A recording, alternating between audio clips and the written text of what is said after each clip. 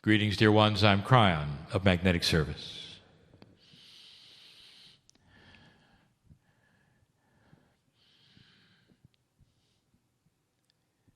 It's a beautiful time. And if I told you that I know who is here, would you really understand that?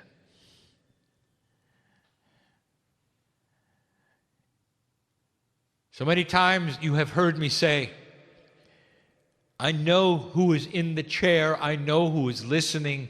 There are no secrets from God. I am from the great central source. I am a piece of the whole, like you are. Because I've never been a human being, I do not have the biases that you do of corporealness or 3D-ness. But I have the love for you based upon the work that you're doing. Now, before we even begin, I'm going to alert the listener to something that those in the chairs already know. That my partner had a difficult time getting here today. Now, there is a saying that says, there are no accidents. The saying is a metaphysical development of the belief in synchronicity and co-creation, all having purpose. Sometimes when challenge happens, as it often does in duality, you might criticize it as being inappropriate or wrong, or even suffering. But there are no accidents. And so, my partner has said to me 3 times today, why? Why did he miss his flight? Why did he have to take a 2-hour bus to an airport he had never been to and get on a plane to a city he had never visited to be picked up and drive 2 more hours to be 6 hours late to a meeting? He's never missed a meeting. Not on this continent, and he didn't miss this one. But in the process of getting here, he asked why. If there are things to be learned, what are they? And why should he experience this and drag all of those in the room with him so that this is now a night meeting and it's almost 11 p.m.? I'll give you the answer. It's a metaphor and a lesson. It's not for him. It's for all of you. And I'm going to revisit this because it is the theme of this channel. The theme you've heard before. Things are not always as they seem. Here is the metaphor, and it is for the day, it is for the time on this planet, it is for many of you to see and understand. All of you in the room held a ticket for this event. All of you in the room, when you purchased the ticket, felt you knew when things were going to happen. Because of the linearity of how you live your life and the clock and what you expect, because of the protocol of what meetings are like, you saw yourself in advance here at a certain time during the day and leaving when it was over. You scheduled your time appropriately, when you would leave, the drive time to home, all of that. And then suddenly it changed. How many of you were tempted to say, because it was not as expected, I'm not going. In this room, very few. But that's not the way it is in life.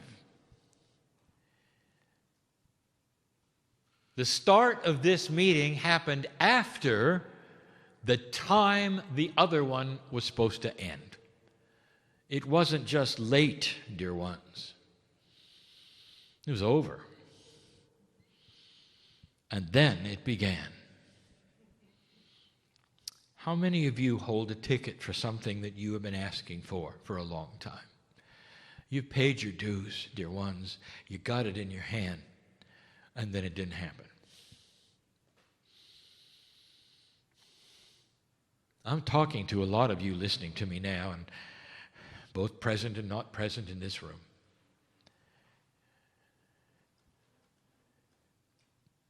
And how do you feel about it when the things have not transpired as you thought they should? In fact, it's gone beyond being late. It looks like they're not going to happen. The healing that has been promised to you, the associations, the business, the reawakening, there are so many. I know who you are.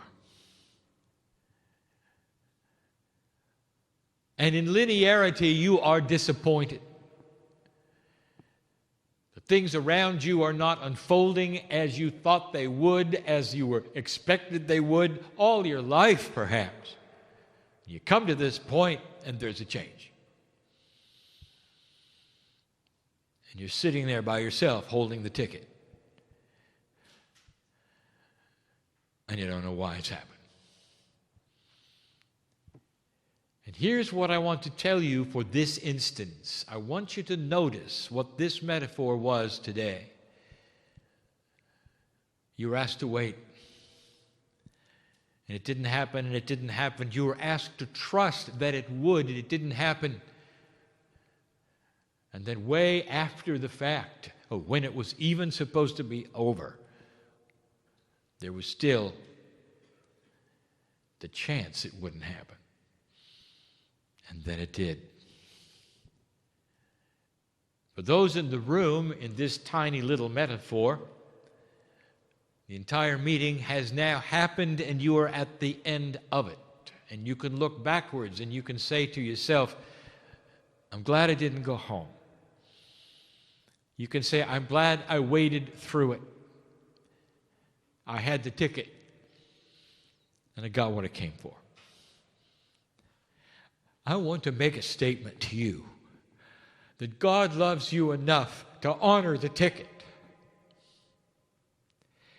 Maybe not in a time frame that you like or that you expect, but you wouldn't have the ticket if it weren't supposed to happen. Do not despair. These things are not always what you expect. Can you go the whole route? Can you wait even after the meeting was over to have what you expected? I'm going to get back to that. I want to review a little bit of history and fill in the cracks of the profundities of this shift on the planet that are happening. As I said last night, I have arrived in 1989, triggered by 1987 harmonic convergence. There's so much more than that. You began to change early, and we saw it.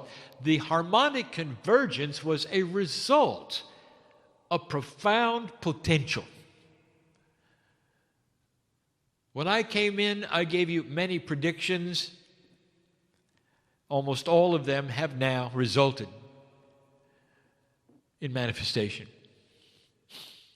But they weren't prophecy. And I want you to understand the difference. You have today's technology which allows you to see storms coming 1,000 miles away. You can prepare a week in advance for something that may hit you. And you'll be ready. If somebody were to do that 200 years ago, without the instruments, and say a storm is coming in a week, and then it did, they would be put on a pedestal. They would have shamanic abilities. They would be a holy person who could predict. So what was the difference between a shaman and a meteorologist? And the answer is that the meteorologist could see it coming and tell about the potentials from a distance. In 1987, that's what happened. We could see it coming. And in 89, when I came in and began the channeling, telling you the shift is at hand, the battle is at hand, light versus dark will be what you face from now for a few years. You will have no Armageddon. The magnetic grid will shift and change. These were not prophecies. They were potentials based on a long range that we could see. We saw how humanity was shifting and changing in ways you could never see independently. For we had a picture of billions of souls all at once. I want you to understand that because of what I'm going to tell you next.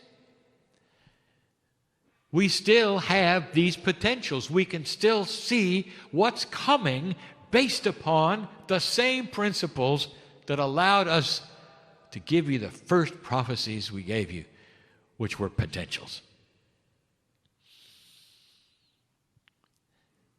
We wrote about the indigo children because they were forerunners. Before the shift occurred, humanity started to change. The DNA actually within these children was different than yours. And it was different not in a chemical way, but in a quantum way. You're not going to see it in the microscope, dear ones. But you can see it in the actions and the consciousness that's represented. This was not a prophecy. We saw it coming based upon the potentials of human consciousness. Now, the indigo children, they represented a slightly changed human DNA that we told you was quantum. Based upon the magnetic grid shift, which is also quantum, and a consciousness shift of the planet. Someday you will see that human consciousness has physics and it is quantum as well. All of this to say one thing: they relate to one another, and we saw it coming. And it was, and it did. Isn't it interesting that more than 10 years before a potential shift on the planet, that the kids started to change anyway? Before December 21st, the middle of the precession of the equinoxes, way before it,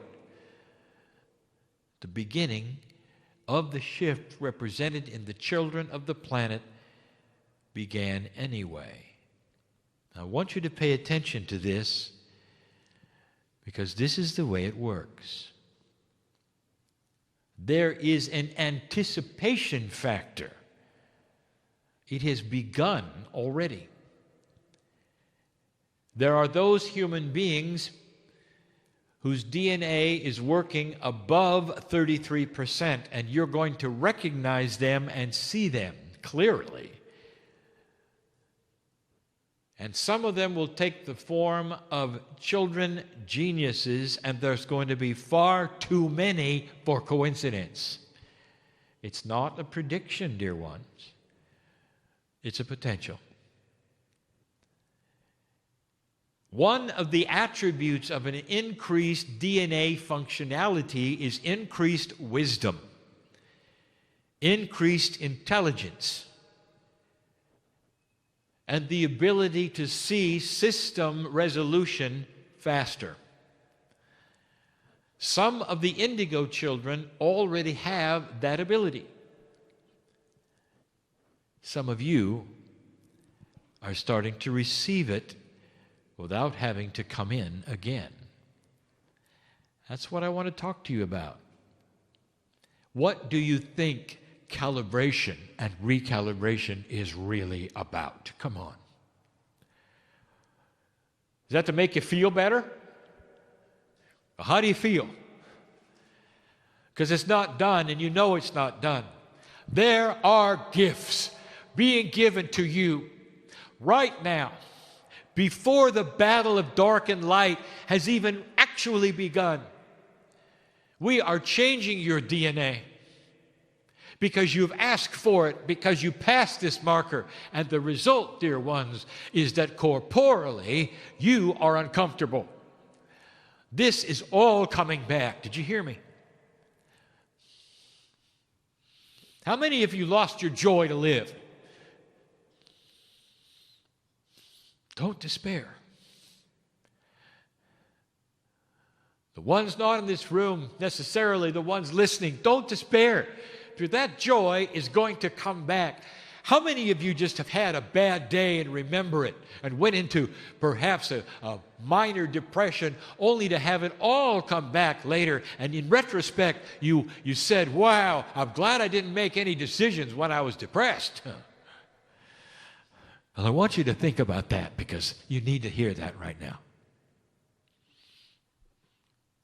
This is not the time for some of you to be making decisions. Not only is it coming back, it's coming back and doubling. And we've said that before. Your gifts are being increased because your DNA is going to work far more than 33. You know what 44 is going to be? Long before the Tibetans are going to tell you, I'll tell you. I'll give you a hint. 4 is indeed a Gaia number, and that is something to look at. Is there perhaps a link to Gaia that you haven't seen before? Let me ask you a question. Why are the cetaceans in the Gaia group? That's just a little hint. What is 4 and 4 together? Manifestation. What is it that you might manifest when you get to 44? I will tell you that. Peace on earth. That is the potential. That's not the storm coming. That's the sun coming out. I've never told you that before, did I? See, things are not always as they seem. Things clear. And I can reveal things that perhaps I couldn't reveal last week because the potentials are that much grander today than they were last week.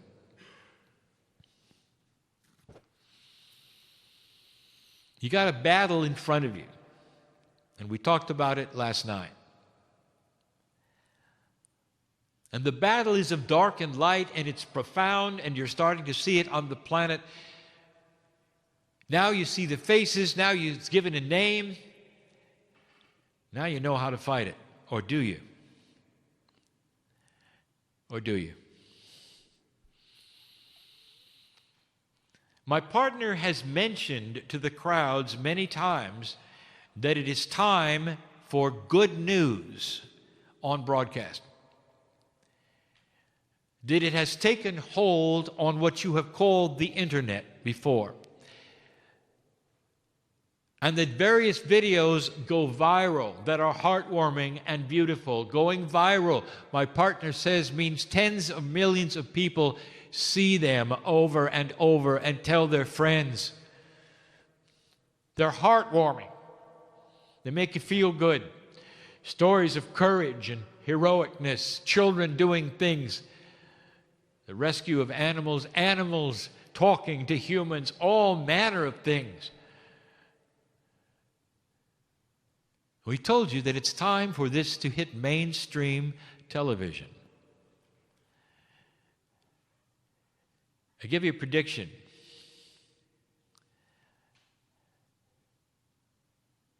The one who decides to fund this for the first time will have the same kind of fame that the one did who decided to start something called Google or something called Facebook. Paradigms which had never been seen on the planet, and others told them nobody could do it, nobody would be interested, and it wouldn't work. And today you see it. Not only did it work, it has become a paradigm. The one who decides to fund the new Good News Network will go down in history as changing the planet.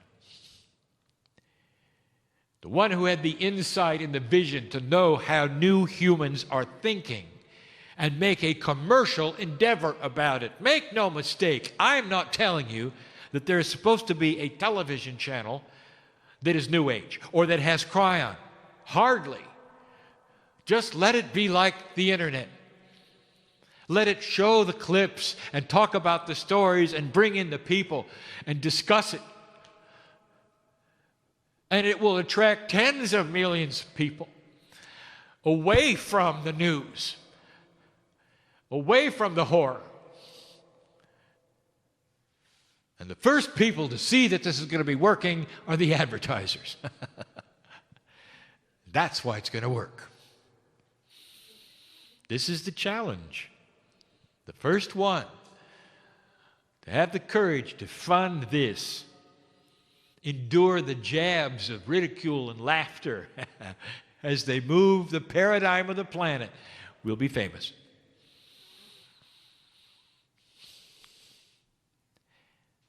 There's someone listening right now and they're saying something, and I want to repeat it. Now, somebody's listening now, I don't mean in the room. This is a hard concept for you, isn't it? That there's somebody in your future listening to this, and I know what they're going to say. Now, that is not prophecy, because I know who they are. And they will say, Kryon, this is ignorance and innocence, naivety. You've got this vast army building that is evil, that's given itself a name, that thinks nothing of murder on a grand scale. And you're going to fight it with videos of cute animals.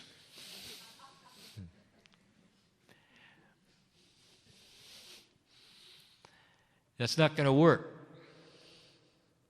they'll say. And here's what I'm going to tell you. Oh, yes, it is. You don't know what I know. Things are not always as you think they're going to be or as they seem, because you don't know about the benevolence factor. You don't know how light can spread.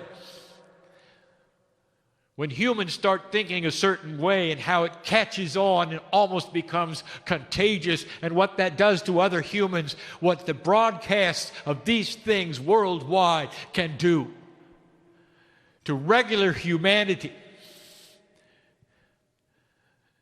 It's not just what you think in 3D. Let me tell you how it might work. Now listen, you have an enemy in front of you. Do you want to know how to win this battle? Do you want to know how to slay that enemy? Don't kill him. Do not take life. Don't become them. Let's get smart. Cut off their funding. And you say that's impossible. There are too many with too much money who will fund them. Not if the population of the planet objects. They won't. The part of the population that's looking at the channel with cute animals. The part of the population that respects life and loves one another and sees the potential for a peaceful earth and what it might mean. What it might mean to the Middle East to finally solve. Maybe it'll take a generation, but to solve that ancient hatred. Cut off their funding.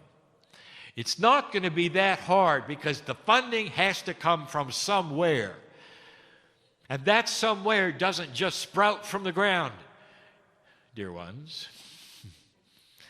It has to be approved. It has to pass through banks. It has to buy things in order for that darkness to exist and fight. And I'm telling you, that's the source. Common sense will tell you that's the source. Now, I've just presented something I've never said before. The benevolence factor is real. It's an amplification of the light in human consciousness. It is infectious. For the new human will gravitate toward peaceful things, not toward drama. Slowly, you will see certain kinds of television programs reduce their population, their popularity. The advertisers will see it too. And they won't want to fund anymore programs that show people arguing for fun. Watch this. I want you to see something that is not a prediction, but a potential. Now I want to get back to the ticket. In 1987, you might say humanity purchased a ticket for a meeting. And the meeting would have a name: the New Jerusalem. And some of you know what I'm talking about. The city on the hill in peace. As goes Israel, goes the earth. And that is the focus. And that is the ticket that you have. Peace. And you've waited, and you've waited, and you've waited, and you've waited. And you were almost there, you thought. And suddenly it got worse. Not that it just get worse, it got funded.